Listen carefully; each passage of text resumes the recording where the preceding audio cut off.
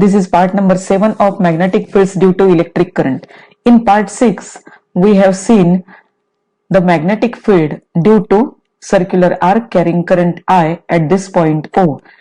It is at a distance r from the circular arc. What was the formula? B is equal to mu 0 upon 4 pi. This is a constant, I upon r into theta. And also we have derived the magnetic field due to circular loop. पूर्ण जर circle असेल, पूर्ण circle, circular loop, at the center, what is the magnetic field? B is equal to mu 0 I upon 2r. So how this is obtained? Theta is equal to, putting this value, theta is equal to twice pi. Putting the value theta equal to twice pi. तर हे आपण equation derive केलेले आहे, formula derive केलेला आहे. तर circular arc आणि त्यानंतर सर्कल साठी, सर्क्युलर लूप साठी. तर आता आपण ह्या आर्टिकल मध्ये जे बघणार आहे ते एक्सियल मॅग्नेटिक फील्ड किती असणार, म्हणजे सेंटरचं काढून झालेलं आहे. आता पॉइंट घ्यायचा आहे तो आपल्याला एक्सिस वरती. मग एक्सिस कसा दाखवला पाहिजे? So see the figure here. So this is a circular loop. आता इथे तुम्हाला सर्क्युलर लूप या पद्धतीने दाखवलं पाहिजे. In the x Y plain this is a circular loop and carrying current I in this direction, that is in anti-clockwise direction, and from the center O you have to draw the perpendicular to this xy plane. आता हे xy plane दाखवलेलं आहे इथं. This is x axis, this is y axis, and perpendicular axis is z axis. So this is axis of circular coil. त्यामुळे तुम्हाला ही coil ही अशीच दाखवायला लागणार in X Y plane, and this is a axis of the circular coil. आता या axis वरती point P घेतलेला आहे. Point P at a distance Z from the centre O, म्हणजे डिस्टन्स दाखवलेलं आहे झेड. झेड एक्सिस वर म्हणून हे झेड दाखवलेलं आहे. तुम्ही कोणत्याही इथं डिस्टन्स सिम्बॉल वापरू शकता. So what is the explanation? आणि हे सगळं नंतर कन्स्ट्रक्शन आहे बाकीचं, पण पहिलं तुम्हाला सर्क्युलर लूप काढून घेतला पाहिजे आणि त्याचा एक्सिस दाखवला पाहिजे. एक्सिस वरती एक point P, that is axial point म्हणतो आपण त्याला, आणि ह्या पॉइंटला आपण मॅग्नेटिक फील्ड काढायचंय. आणि एक्सप्लेनेशन काय लिहायचंय बघा. Consider circular loop carrying current I having radius R. Radius R दाखवलेला आहे इन एक्स वाय प्लेन आहे. एक्स वाय प्लेन मध्ये दाखवलेलं आहे. The axis of the coil is along Z axis. हे जे आता सांगितलेलं ते explanation. Let P be the point along the axis where magnetic field is to be determine. म्हणून ह्याला आपण एक्सियल पॉइंट म्हणतो. आता हा डिराईव्ह करताना काय काय आपल्याला वापरायचंय, तो बायोट-सेवर्ट्स लॉ वापरणार आहे. पण लॉ हा पूर्ण सर्कलसाठी वापरता येणार नाही, तर त्यातला एलिमेंट घेतला पाहिजे, म्हणजे करंट कॅरिंग एलिमेंट. नेहमीची जी थिअरी आहे बायोट-सेवर्ट्स लॉची, ती वापरताना तुम्हाला एलिमेंट कन्सिडर करायला पाहिजे. या फिगर मध्ये एलिमेंट कन्सिडर केलेला आहे, small element Diehl at point A. तर एलिमेंट डीएल तुम्हाला डीएल व्हेक्टर केला पाहिजे, तो in the direction of current, म्हणून ती टेंजंट काढली पाहिजे. आता फक्त या फिगर मध्ये काही टर्म्स आहेत या तुम्हाला इमॅजिन करायला लागतील, आणि थोडस इमॅजिन करून काही व्हेक्टर्स आहेत ते समजतील. So what is the next explanation? Using Biot-Savart's law for small element dl at point A, the direction of dl vector, आता हा वेक्टर घेतलेला आहे, is along current. करंटच्या दिशेने दाखवला पाहिजे. That is the tangent at point A. आता ही tangent कशी दाखवलेली आहे? Tangent at point A. This is a tangent in the direction of current. Current हा असा जाणार आहे, त्यामुळे tangent ही अशी काढलेली आहे, आणि हा पार्ट घेतलेला आहे डीएल, स्मॉल पार्ट. आता डीएल आणि पॉइंट पी इथलं डिस्टन्स आहे हे R. So R is the position vector. R is the position vector. So vector R be the position vector of point P from DL. Therefore, magnetic field dB at point P due to current element IDL is given by. तुम्ही हा Biot-Savart's law वापरायचा आहे. So this is the equation in vector form. Vector dB is equal to mu 0 upon 4 pi I dl cross r. Vector dl, vector r चा cross product upon r cube.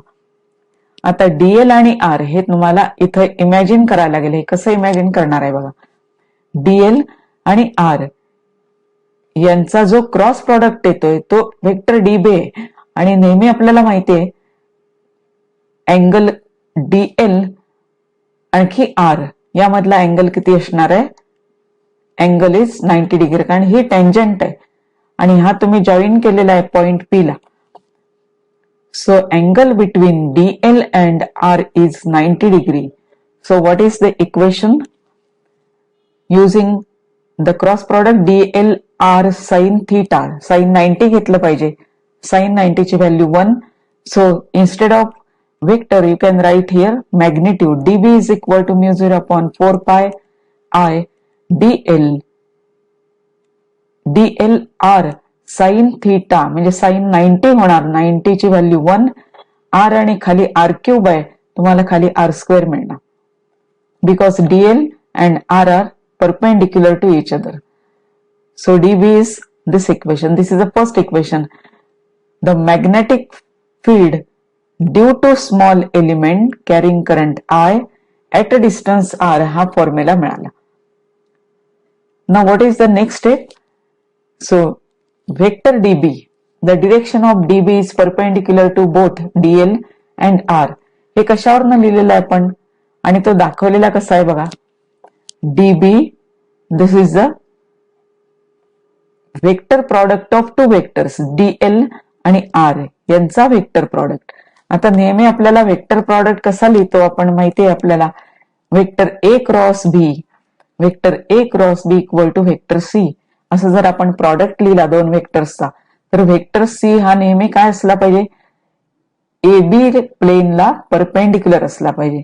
C is perpendicular to vector A as well as vector B, म्हणून हा दाखवलेला आहे perpendicular to vector dl as well as vector r. हे फक्त तुम्हाला थोडी imagine करायला लागेल किंवा तुम्ही डिरेक्शन ह्या काढून बघू शकता. 3 डायमेन्शनल फिगर आहे त्यामुळे डीबी आर ला आणि डीएल ला परपेंडिक्युलर असणार. नंतर हे डीबी काय केलेलं आहे बघा, वेक्टर अनालिसिस आपण वापरायचंय, म्हणजे वेक्टर हा रिझॉल्व्ह करायचा आहे आणि वेक्टर रिझॉल्व्ह केला की तुम्हाला खूप इझी पडतं हे. So again the next step is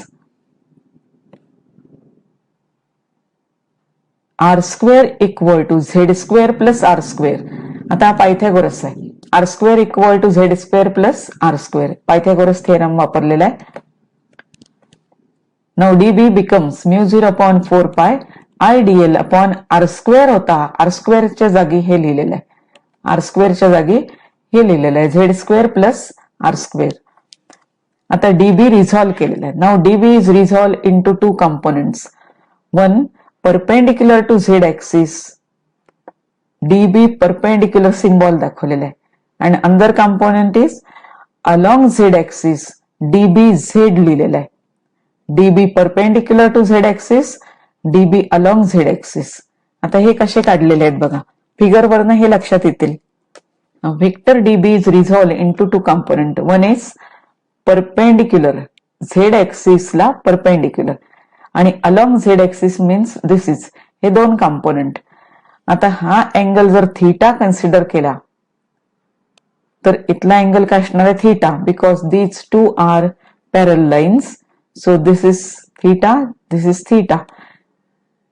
it is perpendicular, DB is perpendicular to R. So this angle becomes 90 minus theta. Again these 2 are perpendicular, so remaining angle is theta. असे angles आहेत. हा theta consider केलेला आहे त्यामुळे हा theta होणार आहे. And this is 90 degree, हा 90 डिग्री आहे त्यामुळे हा 90 मायनस थीटा. आता हा कंपोनेंट पाहिजे आपल्याला 90 मायनस थीटाचा. लक्षात ठेवा 90 मायनस थीटा हा जो अँगल दाखवलेला आहे 90 मायनस थीटाचा हा ऍडजसेंट कंपोनेंट आहे. ऍडजसेंटला आपण नेहमी काय वापरतो, कॉस वापरतो. So this becomes db cos theta cos 90 minus theta येणार, cos 90 मायनस थीटा. आणि cos 90 मायनस थीटा आयडेंटिटी काय झाली, db sin theta. db cos 90 minus theta, it becomes db cos theta. He value मिळाली. db sin theta, db cos 90 minus theta. This angle is 90 90 degree, हा पूर्ण आहे तो, हा पूर्ण 90 डिग्री आहे. त्यामुळे इथला अँगल मिळाला हा 90 मायनस थिटा. त्याची ऍडजस्टंट म्हणजे कॉस मध्ये टर्म आली आणि कॉस मध्ये आयडेंटिटी वापरली. Cos 90 minus theta becomes sine theta. आता ही व्हॅल्यू मिळालेली आहे. आता याची पाहिजे तुम्हाला, दिस व्हॅल्यू, दिस कंपोनंट. हा थिटाचा ऍडजस्टंट कंपोनंट आहे. So it is dB cos theta. थिटाचा ऍडजस्टंट, इथं 90 मायनस थिटाचा ऍडजस्टंट म्हणून कॉसचं 90 मायनस थिटा आणि इथं थिटाचा adjacent cos theta. So db cos theta and here it is db sine theta. हे दोन्ही कंपोनंटचे आन्सर तुम्हाला लिहिले पाहिजेत. तर ही आन्सर काय आलेली आहेत बघा. Perpendicular dB sine theta, perpendicular db sin theta and along z axis it is db cos theta. दोन्ही कंपोनेंट्स मिळाले. आता नेक्स्ट थेअरी काय आहे बघा. Here what is written, consider another element dl. म्हणजे तसाच एलिमेंट घ्यायचा आहे पण तो कोणत्या पॉइंटला घ्यायचा आहे, ऍट पॉइंट बी. आणि हा बी हा डायमेट्रिकली अपोजिट टू ए घेतलेला आहे. आणि असं कन्सिडर केलेलं आहे की coil is divided into even number of elements. ती कॉइल डिवाइड केलेली आहे आपण डीएल या फॉर्म मध्ये आणि डीएल ची जी नंबर्स आहेत ते इव्हन आहेत. मग डायमेट्रिकली अपोजिट पॉइंट म्हणजे कोणता पॉइंट दिसतो बघा. Diametrically opposite point here it is B. So this is DL vector, this is DL vector, कारण करंटची डिरेक्शन असणार आहे इथे. So for this component again find out DB. मग तुम्हाला ही लाईन जोडायला लागेल. त्यानंतर याला परपेंडिक्युलर इथं काढायला लागेल. म्हणजे जसं इथं आहे त्याची एक्झॅक्ट मिरर इमेज या बाजूला तयार झाली, exact image. So this is dB. पुन्हा हा रिझॉल्व्ह करायचा दोन कंपोनेंट्स मध्ये. One it is perpendicular component and along Z axis. म्हणजे याच्यासारखंच केलेलं आहे. सेम थिअरी इथं वापरलेली आहे पण या कंपोनंट्स मध्ये एक आपल्याला कंपोनंट हा कॅन्सल होताना दिसतोय. Db sine theta on this side आणि db sine theta on the opposite side. So these two are equal and opposite vectors. हा इथं तयार झालाय आणि हा इकडे तयार झालाय. इक्वल आणि opposite, same magnitude opposite direction. So they get cancel each other. मग असे जर सगळे आपण डायमेट्रिकली पॉइंट सिलेक्ट केले, समजा इकडचा एक घेतला आणि हा एलिमेंट घेतला, तर पुन्हा याची डायग्राम इथं तयार करायची आणि त्याचे हॉरिझॉन्टल कंपोनेंट जे आहेत म्हणजे परपेंडिक्युलर कंपोनेंट हे कॅन्सल होणार. पण झेड ऍक्सिसच्या अलॉंग जे कंपोनेंट आहेत ते मात्र ऍड होणार आहेत. आता हे दाखवायचं नाही, फक्त तुम्हाला लिहायचंय, ही टर्म लिहायची. आता ही टर्म काय लिहिलेली आहे बघा. So here what is written, dB vector due to dl at B is again resolved. B perpendicular, that is dB perpendicular. This is dB perpendicular component get cancelled but dBz is added. हे फक्त लिहायला लागेल तुम्हाला. Even तुम्ही diagram जरी काढली नाही तरी चालते अशा पद्धतीची. म्हणजे इथं मी दाखवलेला आहे फक्त तुम्हाला हा डायमेट्रिकली अपोजिट घेऊन आणि त्याचा डीबी वेक्टर कसा आहे तो दाखवलेला आहे. त्याची पूर्ण मिरर इमेज आहे. इकडचं जे आहे ते या बाजूला काढायचं. So DB sine theta get cancel, DB cos theta get added. So DB Z is added. DB Z components are added due to all elements. Therefore net magnetic field at P is given by. Magnitude मध्ये लिहिलेलं आहे सर्व DB Z ची addition. आता DL small आहे so DB Z is small. So it is written in the integration form. So this is equal to dB Z is dB cos theta.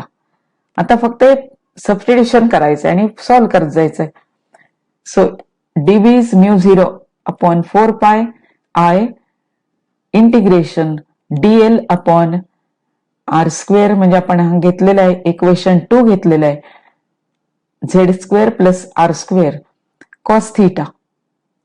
आता cos थीटाची value put up केलेली आहे. Cos theta म्हणजे काय येणार बघा, cos theta is equal to adjacent R upon hypotenuse R. आणि R आपल्याला माहित झालेलं आहे. आर म्हणजे काय आहे बघा, cos theta is r upon r. r upon this is Pythagoras थिअरमचं स्क्वेअर रूट आहे, म्हणजे z square plus R square under root that is raise to 1/2. ती व्हॅल्यू फक्त पुटअप केलेली आहे. म्हणजे आर काढलेला आहे आपण तो या पद्धतीने, आर स्क्वेअर मिळतो तो z square plus R square, आणि आर मिळणार तो स्क्वेअरची ऍडिशनचा रेस टू हाफ. आता यातले constant out of integration sign μ0 I r बाहेर घेतलेल्या इंटिग्रेशनच्या upon 4π and this is z square plus R square raise to 3/2. Here it is 1, या ठिकाणी 1 आहे, 1 plus 1/2 addition 1 plus 1/2 that is 3/2. So integration dl. आता integration dl म्हणजे काय होणार आहे, तर डीएल इंटिग्रेशन म्हणजे पूर्ण सर्कम्फरन्स होणार. सर्कम्फरन्स 2πr ही व्हॅल्यू पुटअप करायची. So this is 2πr. आता 2πr 2 आणि इथं 4 आहेत त्यामुळे 2 मिळालेलं आहे. पाय गेट कॅन्सल्ड, पाय ही व्हॅल्यू कॅन्सल झाली. Then here it is r and it is r. r square झालेले आहे upon 2 Z square plus R square raise to 3/2. So bz is equal to μ0